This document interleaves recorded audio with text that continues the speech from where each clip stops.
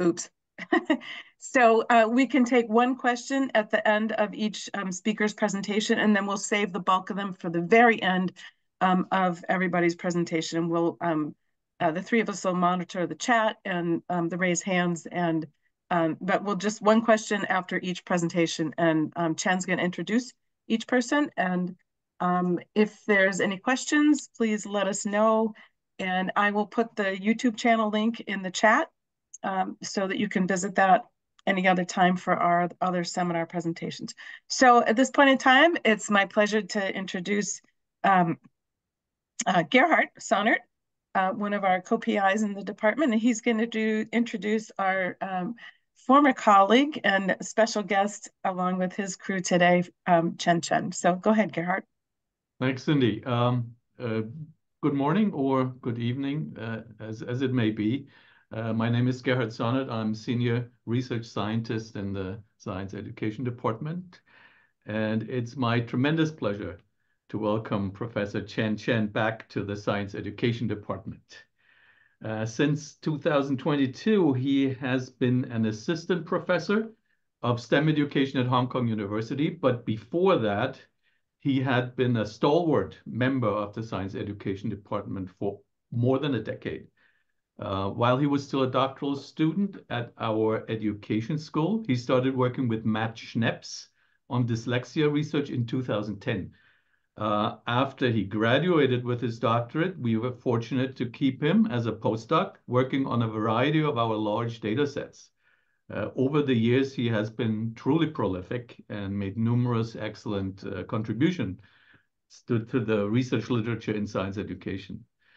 What he has accomplished during this time with us is really remarkable. And we are absolutely delighted that this work continues. Today, we have 5 of Chen's students who present work on our data sets that they have carried out under his supervision. It's wonderful to see you all and have you at our seminar. Welcome, Fun Yan. And now I'm going to ask Chen to make the further introductions of the data sets. The floor is yours. Take it away. All right, thank you, Gerhard. Thank you for the introduction. Thank you, everyone, for attending and arranging this special seminar for our group and to continue this collaboration. You know, like the years I spent at the Science Education Department, Harvard was tremendously supportive for my own development and completely opened my horizon. And I feel extremely fortunate that I could relay that type of support now to my students at Hong Kong, right? Let me share screen, just very briefly talk about our lab and very briefly introduce the data set that the fellow 5 students are going to use in developing their papers. So as you can see it, very simple slides. So now back in Cambridge, we had a posse group. Posse means a group of people who share common interests and do something adventurous. And we have the saying that once you're a posse or a posse for life. And now we have a subdivision of posse group in Hong Kong. It was established when I moved to Hong Kong in 2022. Now, in this group, there are the master's students and doctoral students at University of Hong Kong. So the basic theme is to explore and also develop innovative approaches to first enhance interest and identity in STEM, and also to promote a deep understanding in the core scientific concepts, with the goal of preparing students whether they are interested or not interested in STEM, right, to tackle future economics and sustainability challenges in our society. So the 5 presenters are going to use 2 data sets that were collected back in 2017 or in 2022. The 2017 data sets, we call it FROST, pretty much focus on STEM education and STEM learning experiences. And the PICS data set was focusing on STEM, computer science education, right? Both projects were funded by the National Science Foundation. And both survey sampled a national sample of freshman year college students. And in this survey, students retrospectively reported their STEM or computer learning experience during primary and secondary school, right? And there are several common variables that each of the presenters may use. I'm going to just briefly introduce them, so it will save them some time. Well, one variable we treated as outcome variable is the STEM identity that is measured at the beginning of the college, right? And these items is a composite average score of Likert scale, such as I see myself as a STEM person, my parents, my friends, my teacher, my auto school teacher see me as a STEM person, right?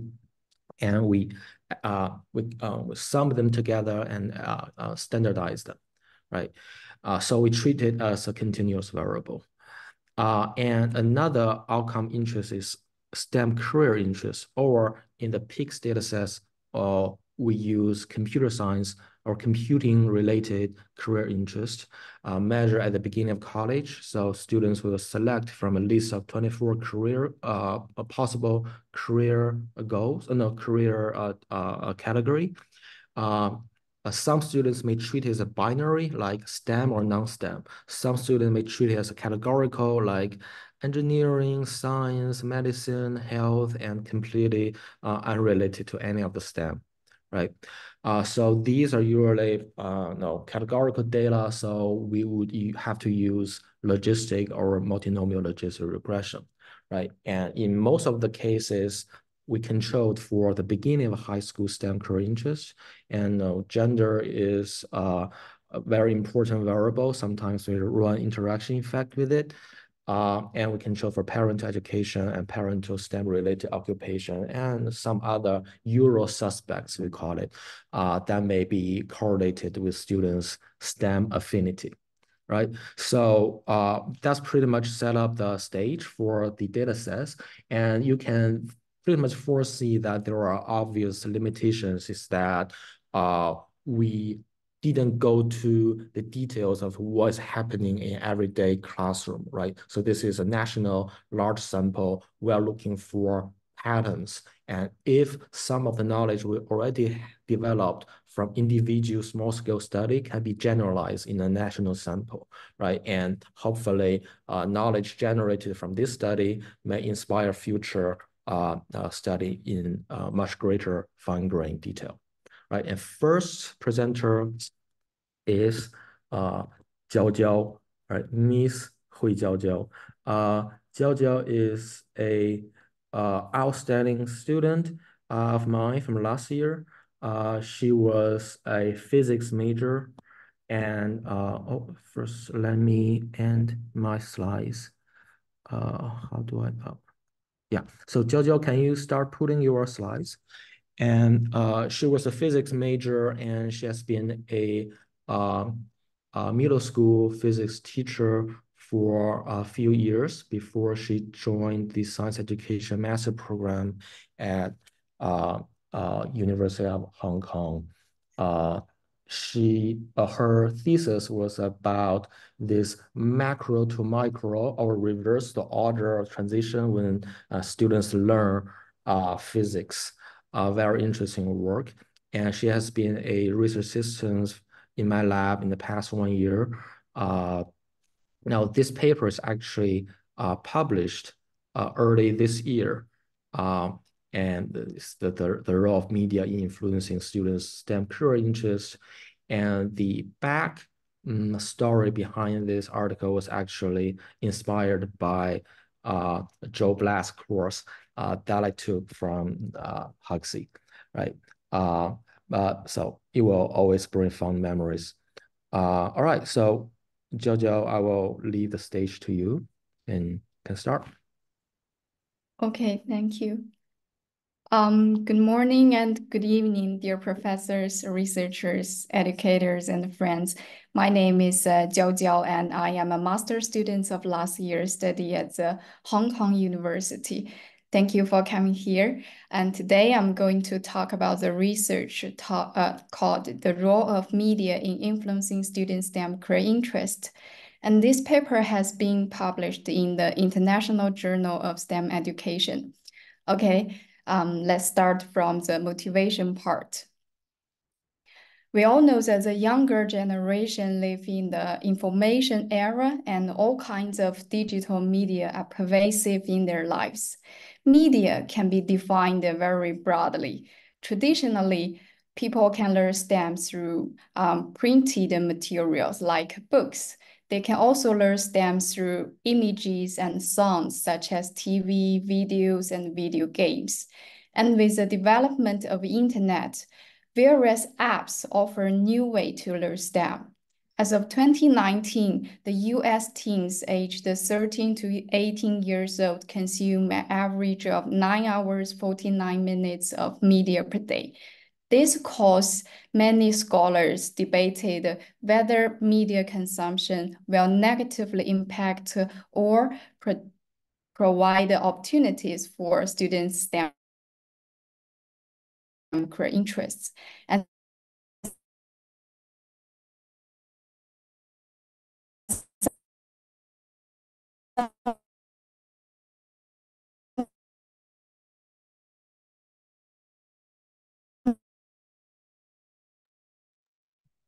Is this frozen?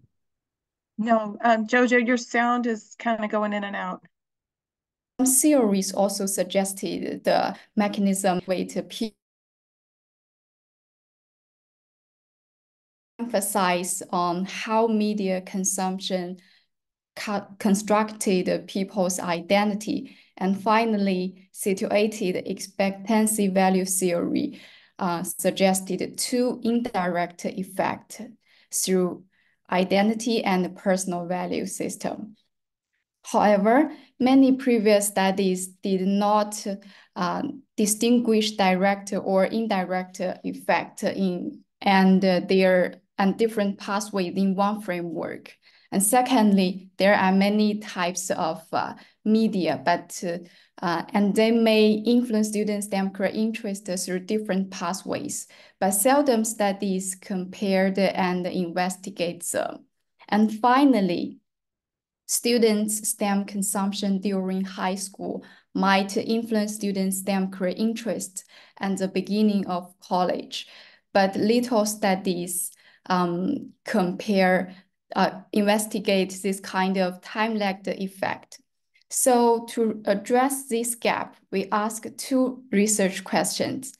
First, is there a direct effect of media consumption during high school on STEM career interest at the beginning of college? And what is its effect for each type of media? And secondly, are there indirect effects between them? And for each type of media, to what extent it is mediated by students' identity and personal value system? The data we used from the survey of Frost's administrators in 2017 and the background information, just as Dr. Chen mentioned. We extracted some variables that are very related to our research question, and they can be divided into three types. The first is students' current information, like their career interests at the beginning of college. Personal values include self-development, work-life balance, material status, and interpersonal, as well as students' STEM identity. And second is students' retrospective information, like their career interests at the beginning of high school and high school media experience. And finally is background information that might influence students' STEM career interests at the beginning of college, like gender, race, parental education, and the career interests at the beginning of high school. Okay, we adopted structural equation modeling with latent variables to analyze the data, considering the model fit, mediation effect, and controlling the background information, etc. This is a result of this study. And this graph shows the structural paths through which STEM reading influence students' STEM career interest. We can see that there is no direct effect on STEM career interest. So everything goes through mediators. Let's see them one by one. First, read had positive effect on identity, and identity had a positive effect on STEM career interest. Put together, read had a positive effect on STEM career interest via identity.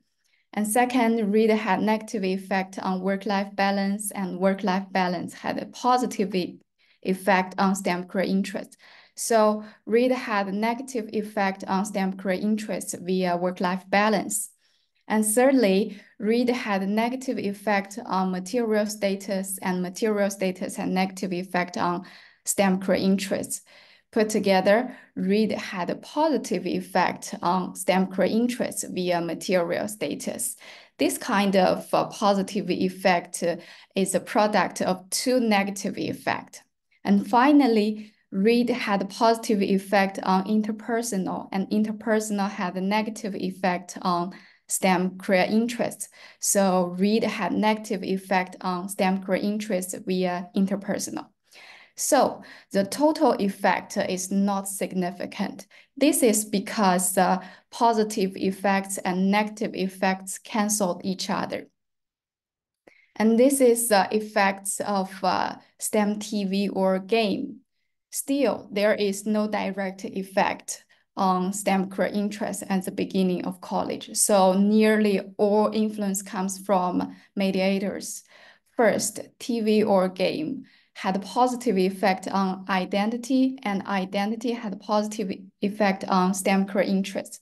So TV or game had a positive effect on STEM career interests via identity. Similarly, TV or game had a positive effect on STEM career interests via self-development.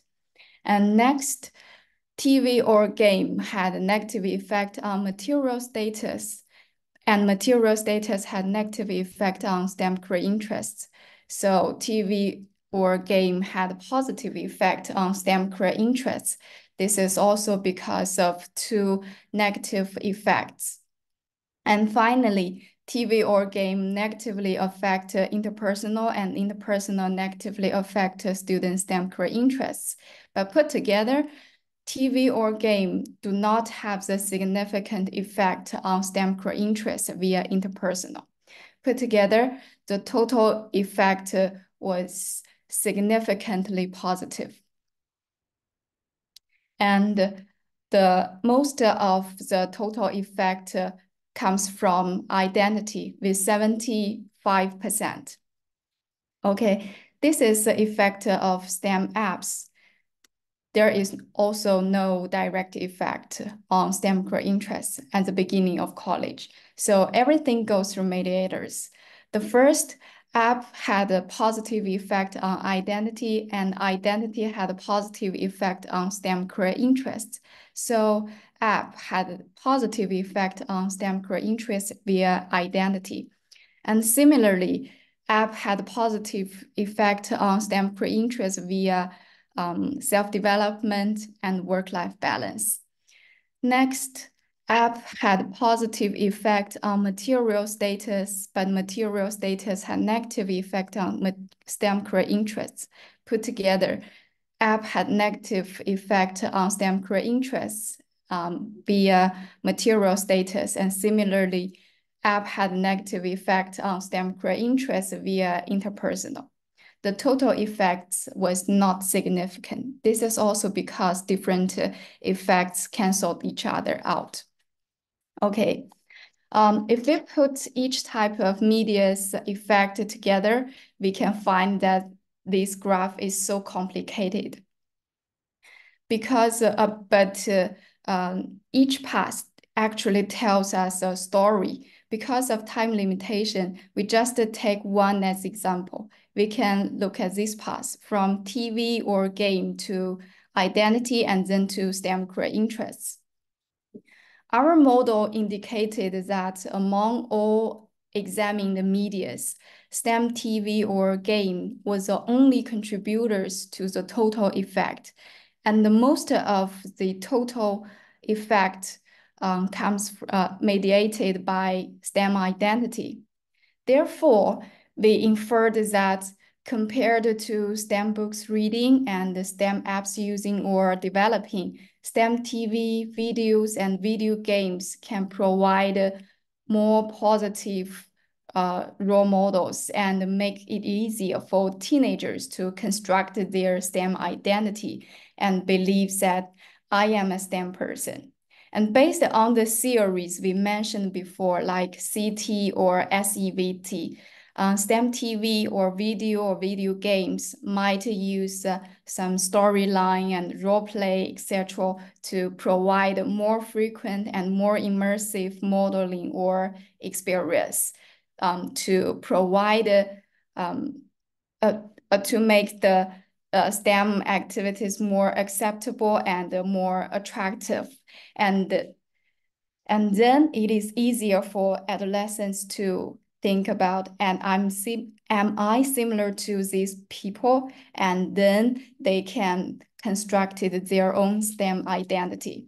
From this perspective, in practical implications, one suggestion is that media producers and content creators can create more interactive programs where students can explore and experience STEM-related roles and projects by themselves.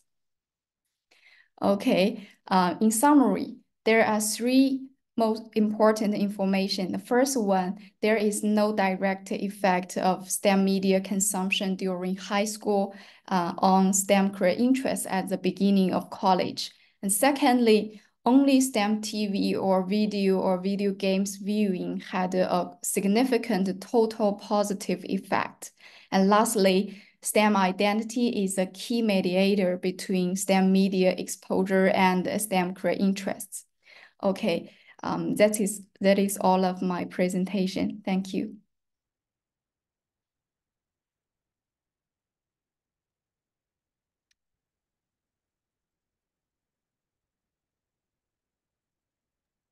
Well, I think we can have one question and then we can have more discussion at the very end. But right now, if anyone has a question to ask.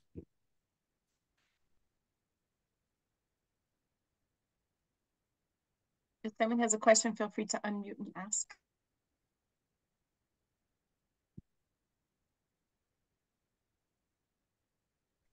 I'll have a question from the comment. Yeah. You show your RQ slides again, research question, I think. Okay.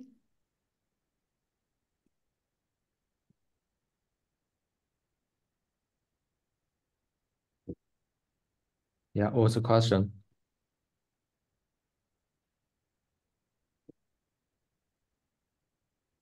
The question is, can you show the research question slide again?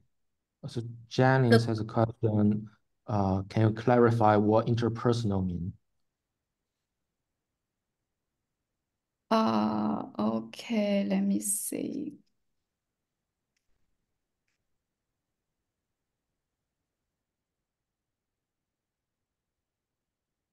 The interpersonal means like you choose to help other people or work with other people rather than objects.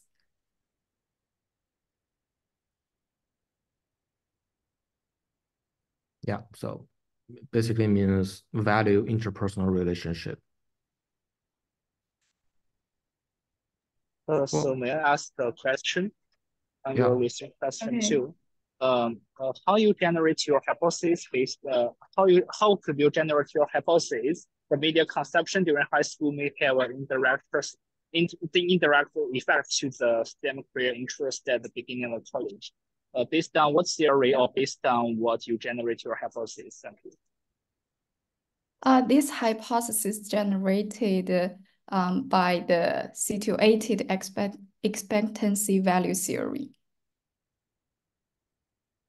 Yeah, because situated expectancy value theory suggested two indirect effects. Yeah, that was a part where your voice was cut off. I think you had a brief moment of bad signal. I didn't Yeah. hear this part. Thank you, madam.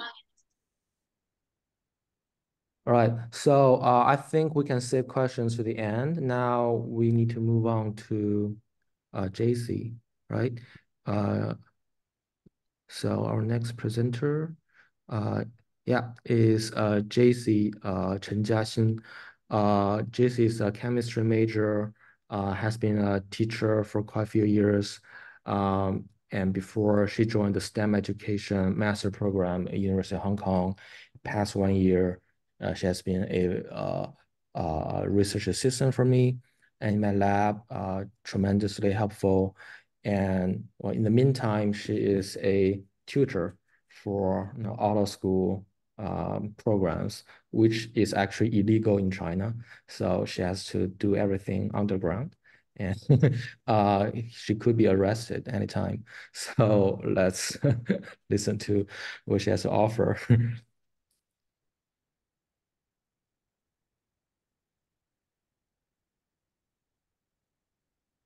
Right, JC, is yours. Okay, let me project the PPT. Okay. Hi everyone. Chen Jiaxin, or you can call me JC. I graduated last year with a master degree in STEM education from the University of Hong Kong. And today in this section, I'm going to share a topic about kitchen chemistry and STEM affinity. And well, let's start from a cup of Coke. And let's imagine it. If we keep adding sugar to a glass of water, and finally will be too sweet to be drinkable. But if we add a few drops of vinegar inside, and all of a sudden it tastes good.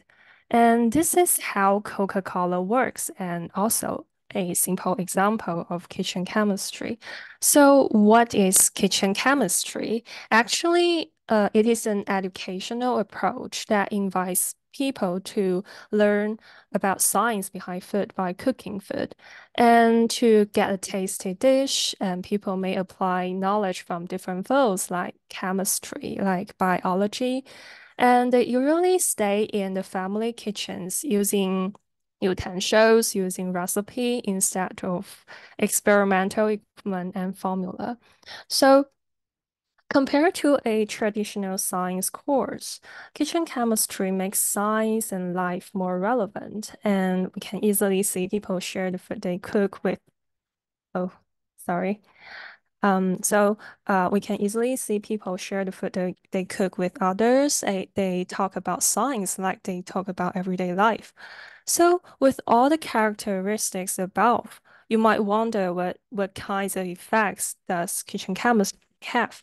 Actually, research has shown that kitchen chemistry has an impact on can rise students' learning interest in subjects like chemistry and biology, and effectively promote their conceptual understanding. But in our research, we see more possibilities of kitchen chemistry, and we are more concerned about the question that whether kitchen chemistry can boost students' STEM affinity across STEM field. And the second is whether there has gender difference. And by the way, the STEM affinity here includes STEM identity and STEM career interest. Okay, so why STEM affinity? Actually, 50% of middle school science can be taught through kitchen chemistry, which means half of the science learning can be done in the kitchen. And it might have a potential to create a multidisciplinary environment across STEM fields. But what we still don't know is whether kitchen chemistry, this activities can boost students' STEM career interest, STEM identity, and we still don't know whether the effect on career interest is confined to the closest areas like biology and chemistry. And as for gender difference, there are far more women cooks than male cooks. And the fact is, women would find kitchen to be more friendly to them. So is that possible? Kitchen chemistry can be a more friendly science introduction for females. And we think that's a possibility. And another fact is some women are reluctant to enter STEM environments where they think it's not capable of fulfilling the communal goals. And the communal goals here refer to people's desire to help others, to work with others. And we think kitchen chemistry actually makes communal goals very explicit because people can feed others by cooking and they are enjoyable to see their happy face immediately. But after thinking all this problem above, we still need to face another harsh problem. That is more women are willing to cook, but very few of them are restaurant chefs. And in the United States, about 23% of chefs are women. And when we look around the world, only 1.5% of chefs are women. So this number somehow correspond to the current state of STEM fields. And if you are a positive person, you might think, oh, kitchen chemistry is introducing women into a profession that has been dominated by men. But if you are a negative person, you might worry that, oh, kitchen chemistry is reinforcing an old gender stereotype. Then you might see a nearly balanced gender ratio at the entry level. And when it comes to deciding on career choice, we see most women drop out. So which one is it? We need data to back it up. And there is an interesting saying from Science Journal in 1994, which said women researchers are being pushed out of the lab and into the kitchen. Actually, there is an assumption behind this warning. That is, lab and kitchens are mutually exclusive. And after 30 years, we think there are many STEM educators, many STEM researchers trying to make STEM more real, more multidisciplinary. So is it possible that lab and kitchen will no longer stand at opposite poles? So with all the problems in mind, we specifically have the following research question. And first, whether kitchen chemistry experiences at the high school level have an impact on students' STEM identity and STEM career interests at the beginning of college. And second, whether there has gender difference. And our research data comes from the frost, as Logan just said, and 15,725 freshmen in America were asked about their STEM identity and STEM career interests when they entered college. And then they retrospected their kitchen chemistry experience in high school. And here's the STEM identity result in this research. The x-axis represents the frequency of kitchen chemistry experience in high school. And we can see never on the left, sometimes in the middle, and often on the right. And the y-axis shows student STEM identity at the beginning of college. And orange is for female student, blue is for male. As we can see, students will have a higher STEM identity if they have more kitchen chemistry experience in high school. And more interestingly, we find a stronger boost on female students. And so one piece of evidence we find is that kitchen chemistry can boost students' STEM identity and is extra friendly to female students. Okay, then we will go to the result of the STEM career interest. The x-axis still represents the frequency of kitchen chemistry experience in high school. And the y-axis is about students' STEM career interest at the beginning of college. And also, more kitchen chemistry experience that students have, the more boost it will bring to their STEM career interests in different subjects like biology or chemistry, engineering, health, and medicine. And as for other science or mathematics, there is no evidence of significant difference. So these are our, oh, by the way, compared to the STEM identity, there's no gender effect of these results. That means STEM, kitchen chemistry can boost students' STEM career interest. And this effect is the same for both male and female students. And these are our main findings. So in conclusion, kitchen chemistry can boost students' STEM identity and has a stronger boost for female students if they often participate in kitchen chemistry activities. And also, it can boost students' STEM career interest in different fields, but no gender difference. Now let's go back to the 1994 Science Journal warning, which said women researchers are being pushed out of the lab and into the kitchen. But 30 years later, we are very happy to see that kitchen chemistry has effectively brought all students, especially female students, into the lab's environment in different fields. So we do have reasons to be optimistic of the prospect of kitchen chemistry. And this is the end of my sharing, and thank you.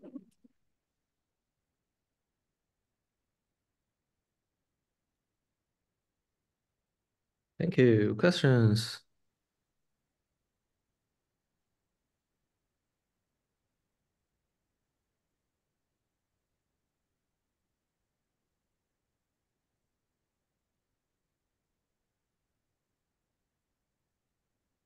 We have a question from Frank. Show the second to the last slides. And go to the okay. To the end. Last. This one. Mm-hmm.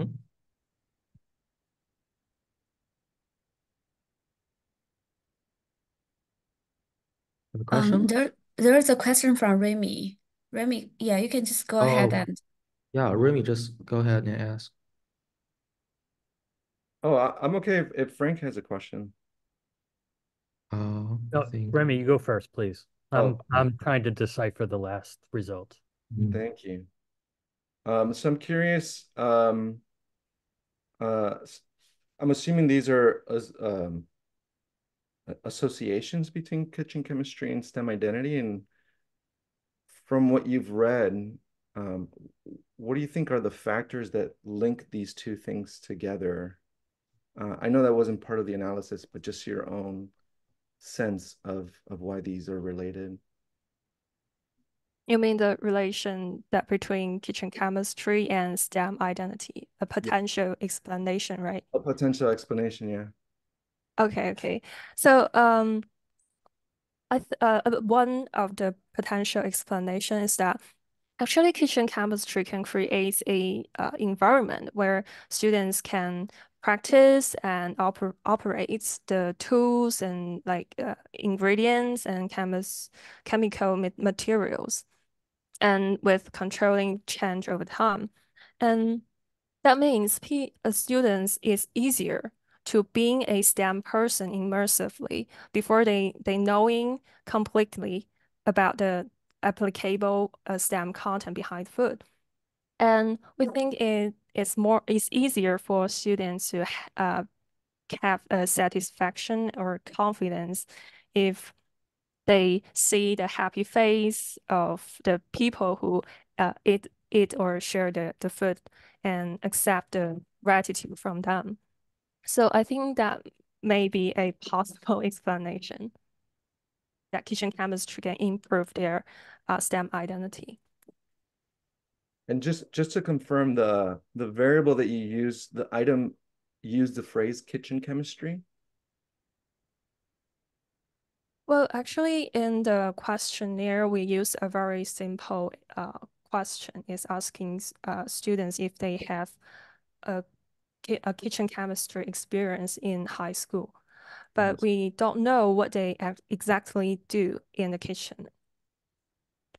Thank you.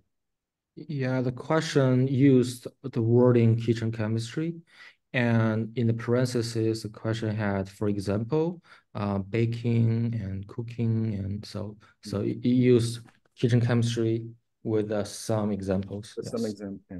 Thank you. So shall we leave some questions to the end to discuss? And they are all very interesting questions. And let's move to the next speaker. Is Karen. Karen, can you put out your slides? Yeah. So Karen was a math major and a master in science education from last year's program. She's currently a primary school teacher teaching math and science.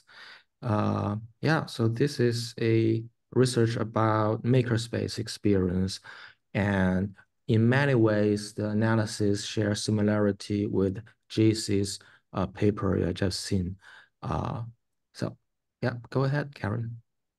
Thank you. So hello everyone, I'm Karen. I'm now currently a primary school student in a Hong Kong local school.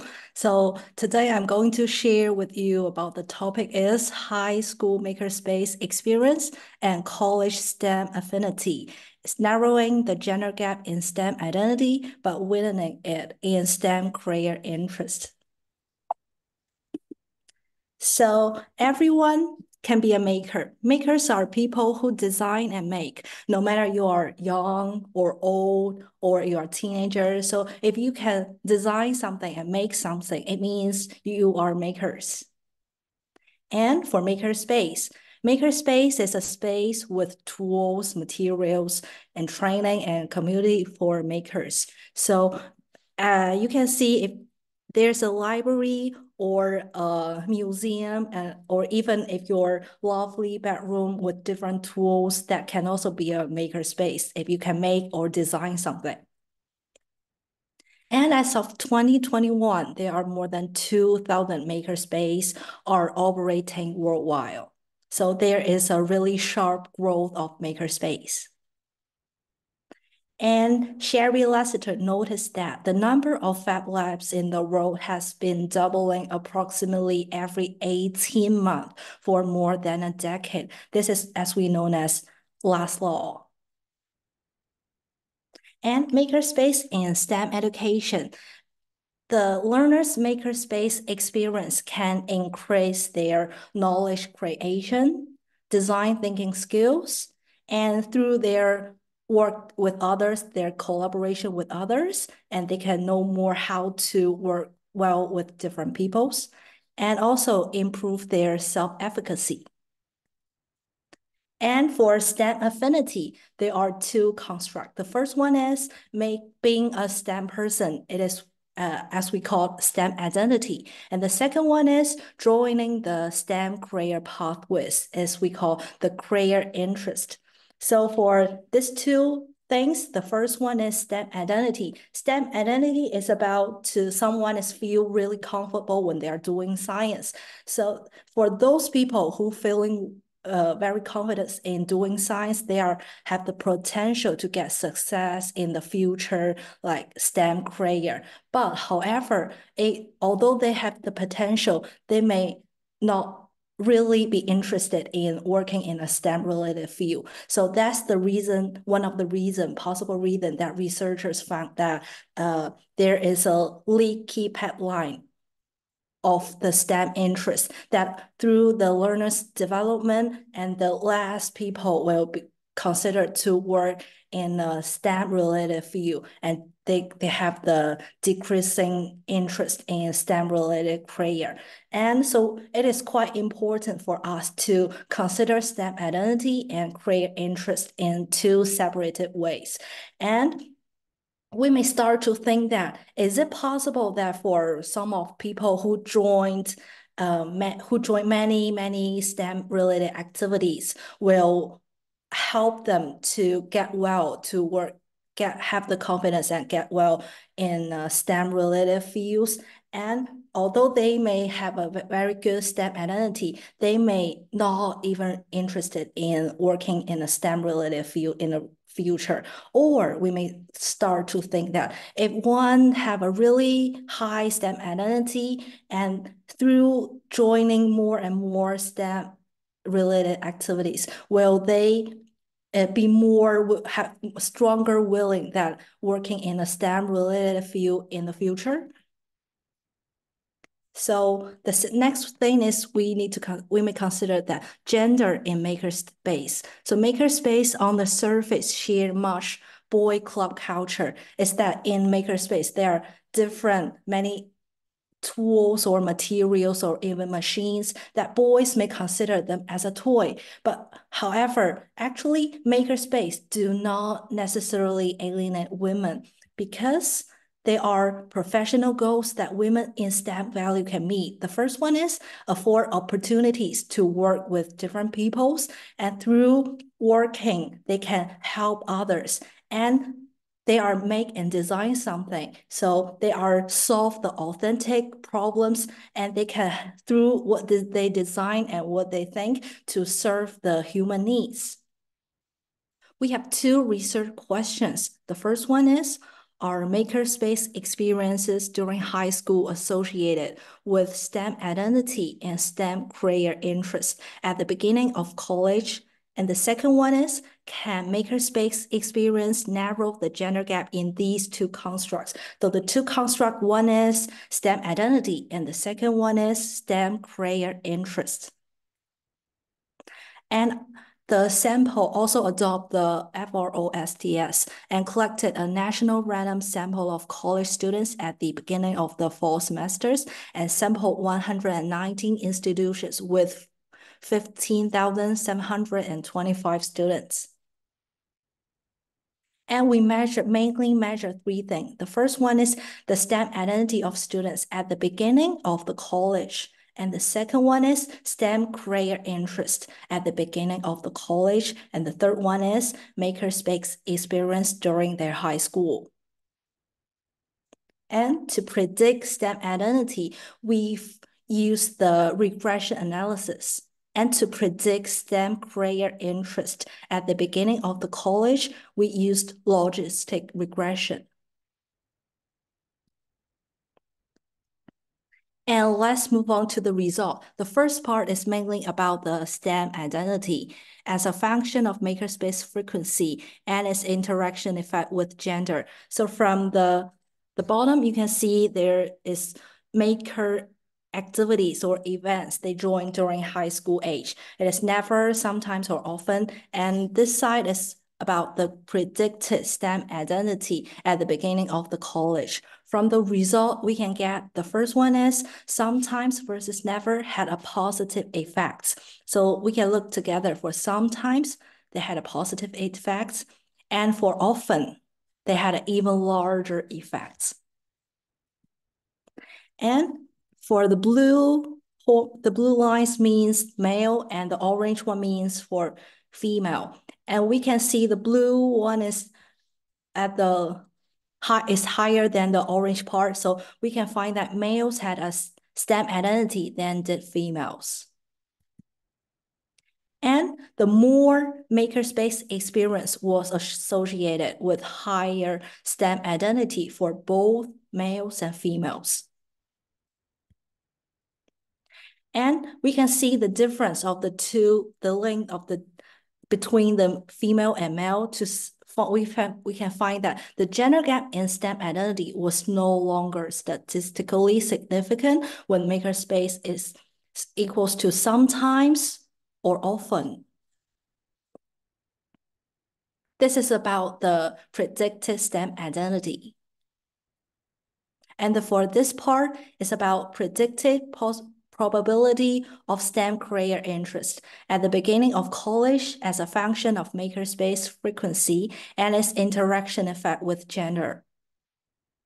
So the same, You can see this part is about maker activities or events during the high school years. They never join any activities or sometimes or often.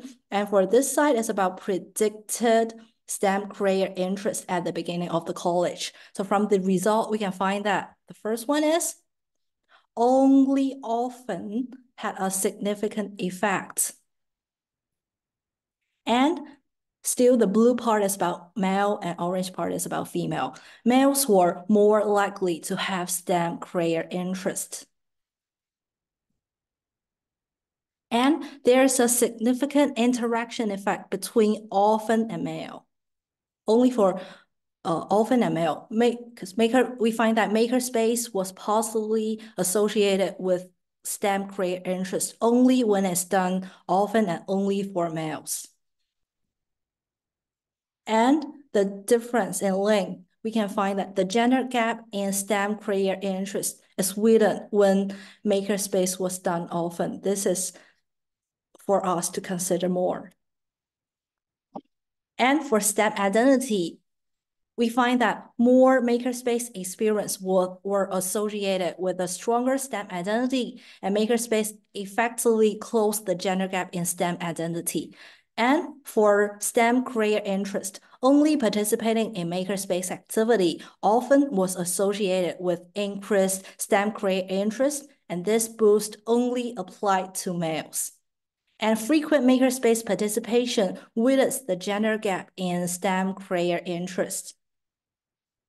And we may find the widen. And is it possible that young women in makerspace think they are really good at making designs and using tools? They really have a very good confidence in doing the STEM related work. But is that they just so annoyed that young man just stand next to them, annoy them, and who are certainly entering the STEM fields? So we may need more sociological studies to examine how the makerspace culture may boost women's STEM identity yet hinder the STEM career interests. And that's all for my sharing. Thank you.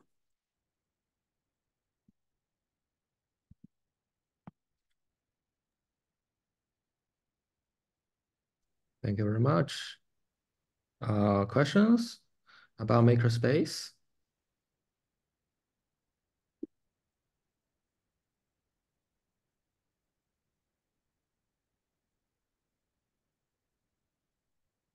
No.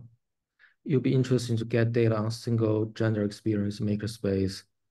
No, yeah. Right. I think this research may inspire us to look into how boys and girls may experience and make sense of their experience differently in makerspace, right? But we don't have that data. We don't have that information as data. It's quite striking that makerspace, in one way, boosts identity for both gender, while it only boosts career interest for the boys. What's happening here, right? Is that it's like saying that the girls felt that I'm fully capable of using these machines, building stuff, but no, I'm not going to have a career in this field. It's an interesting contrast.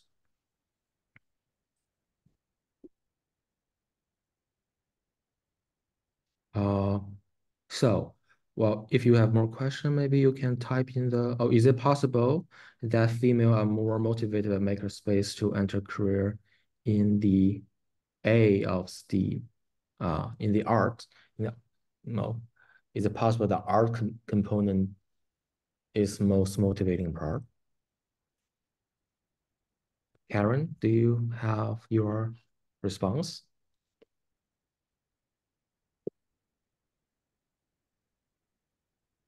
Yes, because female seems to more like confidence in like doing the like handcrafts or designing or drawing something. Yeah, but we don't know from the data, right? Yeah. It could be So a future. Yeah, I mean, if we collect the data again, we may have ask more about the artistic aspect, their makerspace experience, or in general in the STEM experience. Yeah.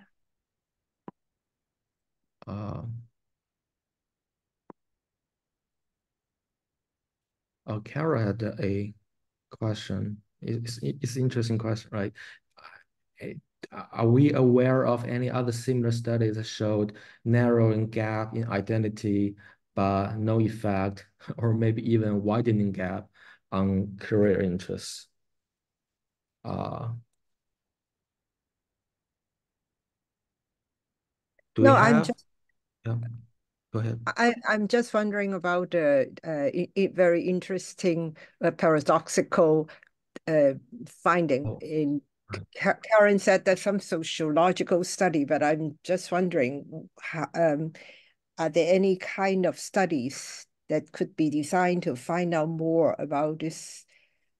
Rather, I mean, it's really the way that they are interacting in a makerspace, like Logan has maybe mentioned. Yeah, so it would be quite interesting to have some qualitative type of study, maybe. Yeah. But don't know what Karen, what does, so Karen, what do you think about that? Yeah, Karen, go ahead. Yeah, so maybe we can start to think about some studies can implement it in a classroom, because as we discussed, that makerspace can be everywhere. At least someone can make something or design something, or it might be possible that we can form our classroom in like a small makerspace to ask different people, girls and boys, maybe like give them chance to work together, and through a period of time to ask them to share and find their feelings. I mean, that's your PhD application, Karen. Yes, I'm planning. Stop teaching primary school, come doing a PhD with us. Yes, for sure. Cool. Well, thank you for the questions. I think we need to move on to, because we have other two speakers. Next one, I think is Coco, right? Coco, can you pull out your slides?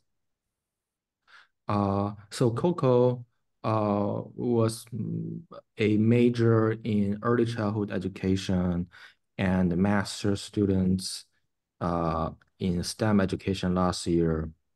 She's currently a full-time research assistant at the Education University of Hong Kong, working on STEM education for young kids, right? And when Coco just approached me a year ago, she said she wants to sell toys. She didn't mention doing her research. She said she wants to sell toys, and I asked if there's any way I can support her master thesis. And I looked up my data sets in the PICS survey, and I found this programming toys may be potentially interesting for her, and she become very interested. Now she wants to do a PhD. Okay, now Coco, the stage is yours. Okay, thank you. Hi everyone, my name is Xuechun. You can call me Coco. Last year, I'm a master student in Hong Kong U, and here is my topic, the impact of physical programming toys on STEM identity and career interests. Now, nowadays, learning or playing the programming toys has a fast growing in the world. So, how it impact on learners' future? I guess everyone knows the person in the picture, Sam Altman, the co-founder and CEO of the OpenAI. There is so cool things that Altman learned to code at age 8. When he was a child, he was programmed to crack the background signals of the nursery system. He also said in social media, as a STEM-related person, the first programming experience was so important for him to gain the motivation and interest in computer science. even that influenced his career life. Nowadays, it is acknowledged that STEM has been attached a great importance, and the programming skills has become a crucial ability in the 21st century. Furthermore, some reports shows since 1990, employment in STEM has increased 79%. Today, 34% of America would advise high school students to obtain a job in STEM-related fields. However, since some people are not familiar with STEM-related fields and think it would be difficult, so they do not have the confidence to become a STEM person. It results that demands for professionals in these fields outpaced the supply of graduates in related fields. Back to the story about Altama's childhood, we got some inspiration that at a younger age, when learners first exposed to programming, maybe have quite influenced on their STEM identity and career interests. Therefore, the main purpose of this study is to explore the impact on first programming languages on their STEM identity and career interests. Now, the common programming languages are divided into 3 types. First is the physical programming toys, which is our main focus, like Lego Milestone and Zephyro. Second is the textual programming languages, like Python, Java, C++. And the third one is the graphical programming languages, like Scratch, Micro:bit. And here are my research questions. First, who were the learners exposed to first programming languages? Second, what is the effect of physical programming toys on learners' STEM identity and career interest compared to other types of physical programming programming languages? Third, does above-mentioned potential effect of physical programming toys varied by the age of introduction? We use the picked data to analysis, which is a national sample in America, and my target group is the college first-year students. Because Logan has already introduced the data. Thanks, Logan. And here I will not explain in detail. So let's see the results. The first question, who were the learners? Some scholars argued that there is the stereotypes of who learn or use the programming, like there are some the white or young people who wearing the plaid skirt sits from the computer and types the code. We wonder if the stereotype is outdated, but our results shows that the main group, also the age from 11 to 18, who was a white boys and spoken English is the mainstream group. As a result, I used the AI painting to draw their portraits. There are young, white, English-speaking males. This may be because they can get better resources and learning opportunities. And how to help more diverse learners learn programming will be the direction we explore. And the second question, what is the effect on STEM and career interest? Here is a box plot of results about the STEM identity. The transverse axis presents the programming languages. The vertical axis presents the practical STEM identity as the beginning of the college. The green one is the physical programming toys. Blue is the graphical programming languages.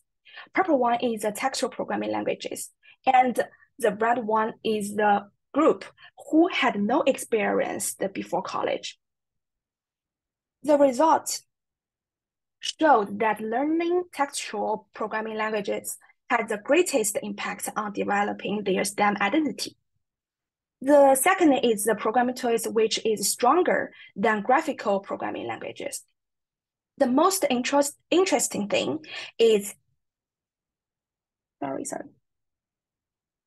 it's not, control. Yeah. The most interesting is that the impact of the programming toys just a little behind the textual programming languages. Why the toys have the great impact? The reason may be because programming toys are related to physical objects. Learners can learn programming through hands-on practice to gain a sense of reality, which depends on learners' confidence in STEM. As the programming toys is a new and emerging types of the programming, it has a similar impact of the textual, which is the elder and the classic one. In that way, we can see the programming toys had much potential and wait for us to explore and practice. And about the career interest, we can see the picture, the transverse axis presents the first programming languages. The vertical axis presents the learner's property of STEM career interest. Red one is the programming toys. Green one is the graphical. Blue one is the textual. Purple one is the people who had no experience. As we can see, the textual programming languages had the greatest influence on learners' career interests. Behind the textual, the graphical and the programming toys had almost the same influence on it. According to the result of question 1, there are more than 1,000 students who take graphical as their first programming language, while there are only more than 200 students who take programming toys as their first programming language. But you can see the picture. They had the same effect on students' career interests. From this, we can see a potential trend if we develop more programming toys to help students learn programming. The future may have a greater impact on their STEM career interests. And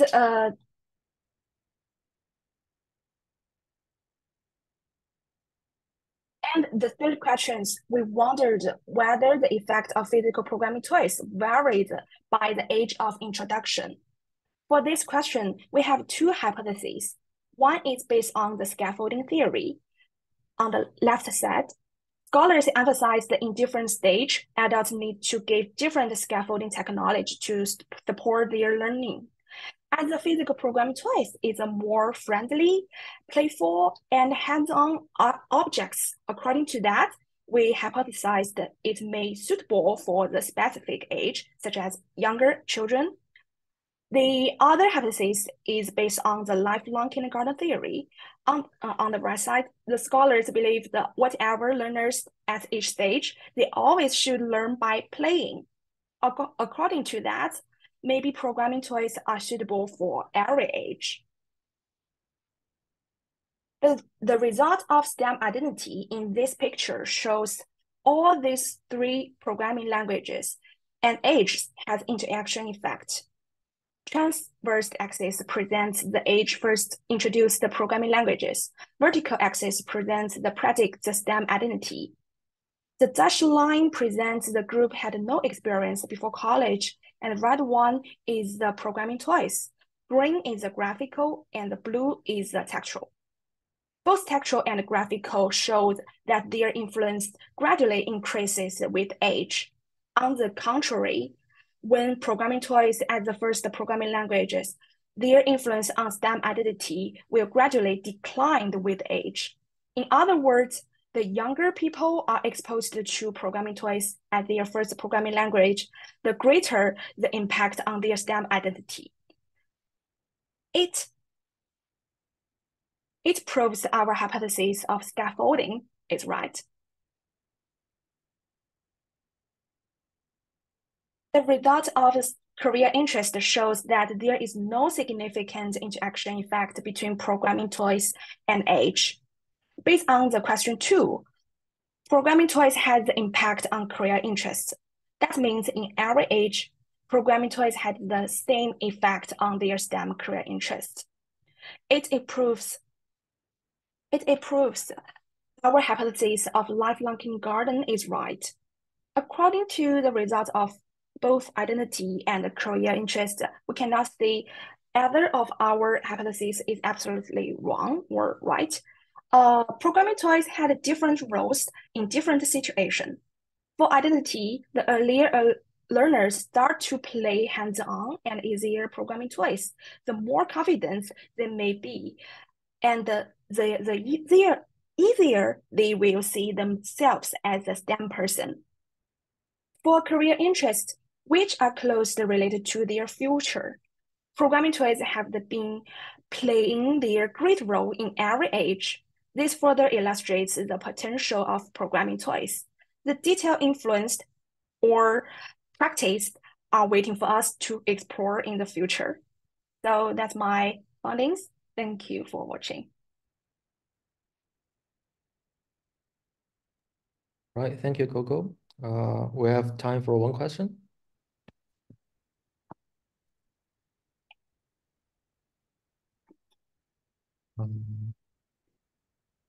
No question? Okay, what about we start with Zeyu, because we are a little bit behind. So Zeyu was so you can start sharing screen. Zeyu was a physics major, got a master in science education, and he's currently my PhD student. He's primarily interested in social scientific issue, and here is one dimensional social scientific issue concerning AI ethics. Go ahead, Zeyu. Thank you. Thank you, my supervisor. Thank you so much for having me. Good evening and good morning, everyone. I'm Zeyu, a PhD student under Professor Chen. I'd like to start my sharing from a piece of news from Daily Mail. Just exactly happened 1 year ago. You may see the date. A married father killed himself after talking to AI chatbot for 6 weeks about his climate change fears. At the very beginning, the man only expressed his worry about climate change to the AI. And of course, the AI could answer all his questions perfectly, and even soon become his confidant. But you know what? One day, the AI even surprisingly asked him if he loved it more than his wife, and even told him they will live together as one in heaven. And then you know the result. Just as the New York Post comments, this is quite weird, but really true. Actually, this piece of heartbreaking news is a miniature of the ethical issues attached to computer science, which often raises people's ethical concerns towards computer science, especially AI. At the age of AI today, the ethical concerns has been much more complicated. It has already gone beyond the traditional ethical issues in information technology. It's not only about privacy and surveillance concerns. It has been more related to fewer job prospects in particular industries and so on. Actually, we as ordinary people may come across such as concern towards AI in social media almost every day, and even more for the potential computer science professionals, namely the current students, especially those who are interested in computer science. Besides social media, the current school curriculum is also paying more and more attention to the ethical concern towards AI over the world. Thus, an interesting question would naturally arise that whether or not such expensive ethical concern towards AI would encourage the potential computer science professionals today to become the real computer science professionals in years to come.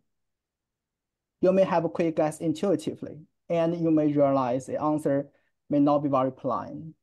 Because on the one hand, the downsides of computer science is being swiftly magnified. Thus, students may escape from this unmanageable and even annoying industry. While on the other hand, some students may also perceive this as great chance, thus plunge themselves into the industry and struggle for the better. So what is the truth? This is what we are interested in today. Namely, do students as a concern towards AI predict their computer science career interests? And if yes, in which direction? Actually, besides the logical reasoning, we will also try to seek evidence from existing studies which again results in a controversial result. For example, a SSI-related intervention study suggests their positive association by highlighting the social relevance trait of ethical concerns. While on the other hand, another correlational study suggests a negative association by regarding ethical concern as a kind of study difficulty for students. Given this controversial nature of this association, we're also interested in finding if there are any meaningful moderator between this association. First, we refer to a theory named protection motivation theory, which has been widely used to explain individuals' motivation to engage in protective behavior when facing a threatening event. In this theory, the protection motivation is usually positively predicted by the threat appraisal. Under our context, the computer science career interest can be regarded as a kind of protection motivation, while ethical concerns can be conceptualized as a particular form of threat appraisal. Given its positive association, we can reason that more ethical concerns may encourage students to plunge themselves into the CS industry to make a change, thus avoiding the harm from computer science to both themselves and also others. Further, we refer to another theory named expectancy value theory. In this theory, the motivation to engage in such activity is determined simultaneously by two factors. First is the expectation of success, and the other is tax values. Under our context, the computer science career interest can be regarded as a kind of engaging motivation, while ethical concerns are often associated with the expectancy of success. And now we can figure out a potential moderator from task values, namely the perceived utility of computer science in our study. More specifically, when there is lower perceived utility, and even when students fail to perceive the value of computer science itself and of involving themselves in the CS industry, more ethical concern is often associated with less expectations of the success of both themselves in the industry and the industry itself. Thus, students may escape from this problematic industry. While, on the other hand, when there is higher perceived utility, namely, throwing themselves into the industry and make meaningful changes may also be perceived as a powerful weapon to address these issues, where there is often a high level of task value. In this scenario, a higher degree of ethical concerns would suggest greater opportunities to showcase their talents, which is often associated with more success expectations, thereby increasing students' motivation to pursue computer science and also related careers. To validate our hypothesis, we use the data from the survey persist in computer science, as mentioned earlier by Dr. Chen. As for the career interests, there are 24 careers, and then we divided them into 6 categories, including computer science, engineering, and so on. Later, I will show you them. As for the other concepts, you may have a quick look at the items. Then we did multinomial logistic regression analysis using R. And now I'll show you the interesting findings. Let's look at the vertical axis, which is for predicted probability of career interest. The other on its axis is about ethical concern towards computer science, especially AI. Besides, the different color indicate different level of the perceived utility of computer science. The red one indicates a higher level, while the blue line indicates a lower level. Of course, you can see there are 6 boxes. Namely, we included career interests in 6 different domains. But today, we're only going to focus on the first 2 boxes, namely the career interest in computer science as well as engineering, because this is what we're interested in, and they both are quite parallel. First, let's look at the right line. The right line indicates that with a higher perceived utility, higher ethical concerns would result in more career interests. While interesting thing is, When we look at the blue line, where there is a lower perceived utility, higher ASO concerns this time will surprisingly lead to fewer career interests, which is a quite big contrast. Let's taking the two lines collectively. The two lines collectively indicates a significant multi-rating rule of perceived utility of computer science between ASO concerns and the computer science career interests. And this is the most important finding. To conclude, first, we confirmed a significant predicting rule of ASO concerns in computer science career interests. More importantly, we figured out the moderating effect of perceived utility of computer science. This interesting finding strongly suggests that in education, we as educators should also attend to students' perceived utility, especially try to help to foster their perceived utility of computer science simultaneously, because as the finger strongly suggests, that with a lower perceived utility, their positive association may even be converted as a negative one. Of course, the latter is not what we want. That's my sharing. Thank you. All right, thank you very much. Any question for Zeyu's study? Good job. I think we have finished. I have a question. Yeah, go ahead. Without considering the moderator, what's the association between ethical concerns and computer science career interest? So you take into the consideration of the moderator. So how about without the moderator, sorry. Yeah, thank you. Very good question. Actually, we did analysis. Just as our first hypothesis, motivated by the protection motivation theory, they are without considering the moderator. They are associated positively, right? Positively, generally speaking. So yeah. Thank you, sir. So the main effect is that ethical concerns over AI had indeed a positive association with CS career interest.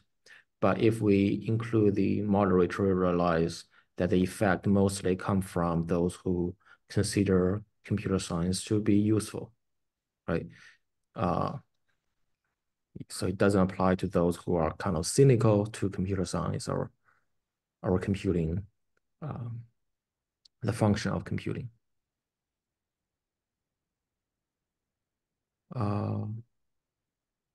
Cool. So we have finished 5 talks. Yeah, go ahead, Rongxiu. Sorry, yeah, I have a question. So I wonder, how did you deal with the predictors? Did you treat that as a latent variable there, or treat that as a categorical for each of that? We treat the outcome variable as a categorical variable. So you predict the variable one by one? No, multinomial, right? Multinomial regression. Yeah, regression. The analysis is multinomial logistic regression. I'm just wondering. Yeah, so her question is about the predictor. The predictor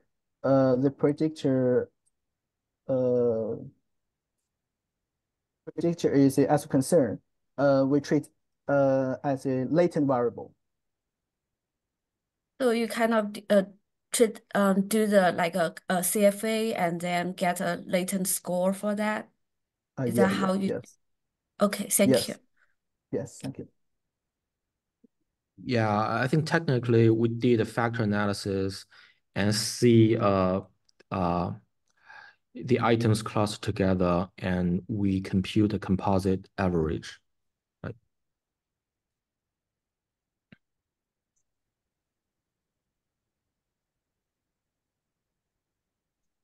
All right, so any question for any of the 4? Or well, maybe Gerhard can comment.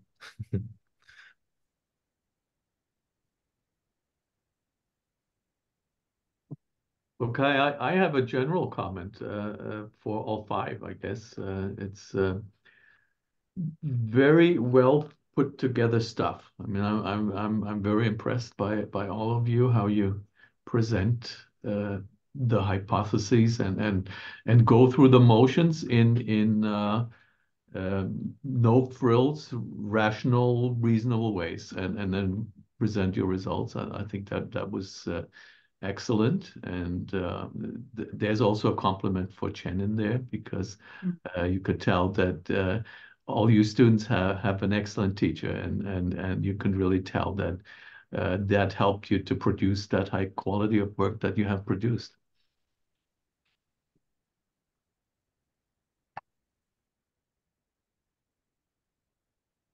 I think we have time for one or two more questions if people want to go ahead and unmute and ask.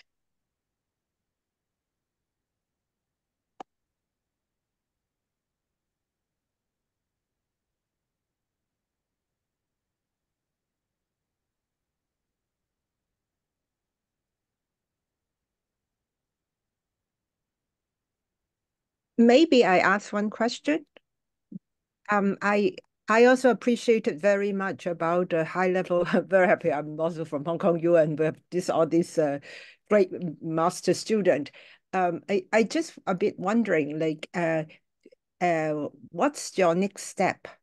Like, you have this great database, and then the students are doing really good analysis and publishing some of the result, but generally, how are you going to move forward to do more analysis or to do other study based on the analysis? Or anyway, what's the next step?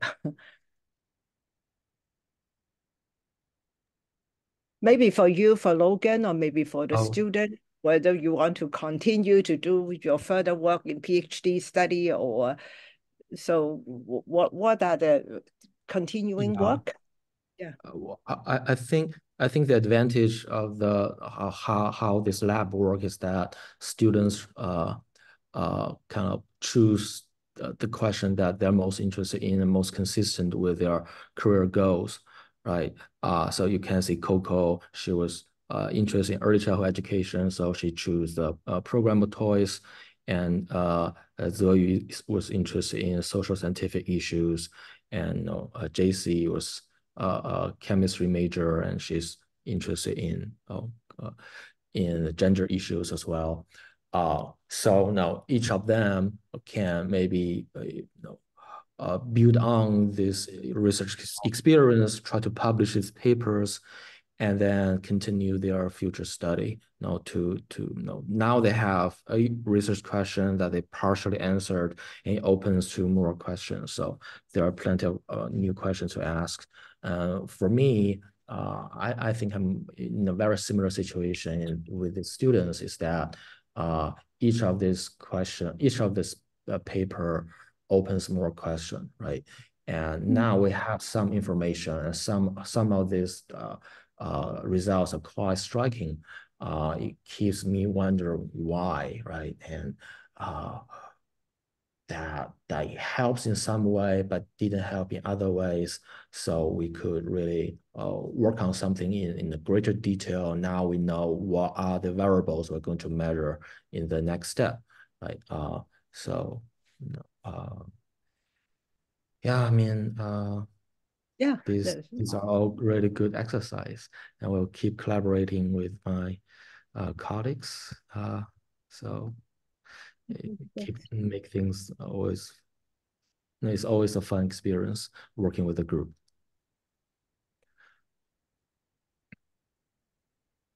Now I see that we are shortly after noon. I want to extend a huge thank you to Chen and all of his students for all the hard work and wonderful presentations today. So we really appreciate you staying up late to join us here far away. So I put in the chat the link to our YouTube channel, and this talk will be posted in there in the next couple of days. I'll send the link to Chen, and you can go to that channel and view this talk again if you like, and anything others. And just a quick note, one of the presentations mentioned Sherry Lassiter, who was one of our previous seminar speakers, courtesy of Chen, and that talk is in there as well if you'd like to review that. So thank you again to Chen and all the students. Wonderful presentations. We appreciate it, and thank you to everybody for joining. Thank you. Bye. Thank you so much. Good night.